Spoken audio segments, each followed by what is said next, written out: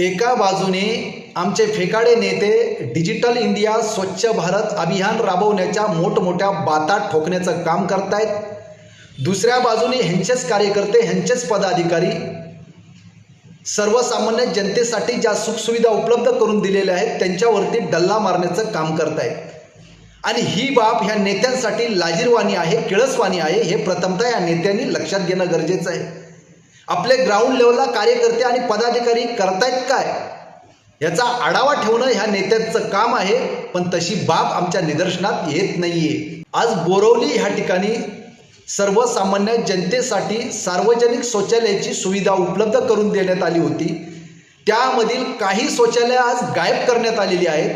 त्या शौचालयामध्ये भारतीय जनता पार्टीच्या पदाधिकाऱ्यांनी त्या कार्यालयासाठी वापरतायत असा प्रकार उघडकीस आलेला आहे आणि तो कालपासून सोशल मीडियावरती प्रसारित झालेला आहे. ह्या गोष्टीचा खरोखरच खेद करावा तितकाच कमी आहे.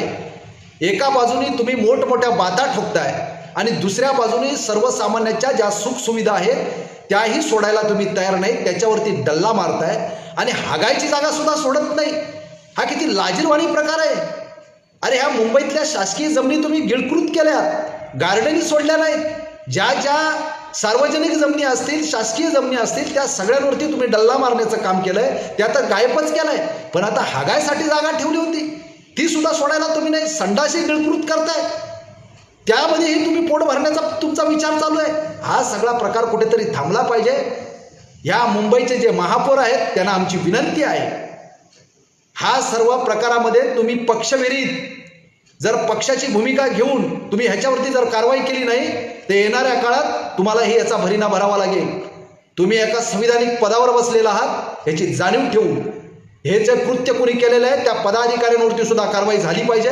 त्याचबरोबरीने महानगरपालिकेचे जे अधिकारी असतील त्या अधिकाऱ्यांना माहिती असणारच, माहिती असल्याशिवाय हा प्रकार घडलेला नाहीये. त्या अधिकाऱ्यांवरती सुद्धा कारवाई झाली पाहिजे. जर तुम्ही कारवाई केली तर आम्हीही समजू तुम्ही त्या संविधानिक पदाला न्याय देण्याचं काम करताय.